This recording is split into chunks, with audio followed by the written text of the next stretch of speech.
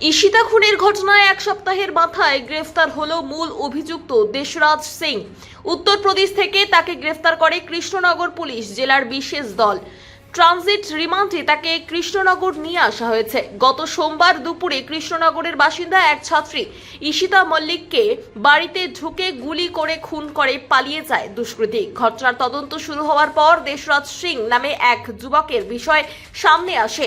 দেশরাজের সঙ্গে এক সময় সম্পর্ক থাকলেও পরে ওই তরুণী সম্পর্ক ছেড়ে বেরিয়ে আসতে চাইছিল। আদতে উত্তরপ্রদেশের বাসিন্দা দেশরাজ খুন করে উত্তরপ্রদেশে পালিয়ে গিয়েছে বলে সন্দেহ ছিল তদন্তকারীদের।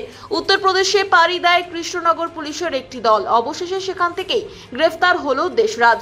এর আগে শনিবারই দেশরাজের মামা কুলদীপ সিংকে গুজরাট থেকে গ্রেফতার করে কৃষ্ণনগর পুলিশ। দেশরাজের বিরুদ্ধে ঈশিতাকে গুলি করে খুন করার অভিযোগ রয়েছে। দেশরাজের মামা কুলদীপ যাবতীয় পরিকল্পনায় তাকে সহায়তা করেছিল এবং ভুয়ো নথি বানিয়ে পালাতে সাহায্য করেছিল বলে জানতে পেরেছে পুলিশ।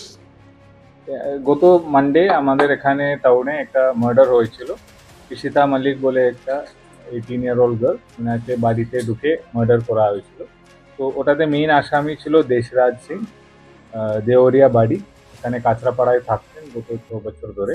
উনি ক্রাইম করার পরে এখান থেকে পালিয়ে গিয়েছিল। আমরা ওনাকে গতদিন বিকেলে নৌটানবা থানা, মহারাজগঞ্জ ডিস্ট্রিক্ট, উত্তরপ্রদেশে নেপাল বর্ডার থেকে অ্যারেস্ট করেছে। তো আজকে ওনাকে এখানে নিয়ে আসা হয়েছে। আমাদের প্রোডাকশন হবে, তারপরে আমাদের বাকি যে ইনভেস্টিগেশনের কাজগুলো আমরা। হ্যাঁ, আজকে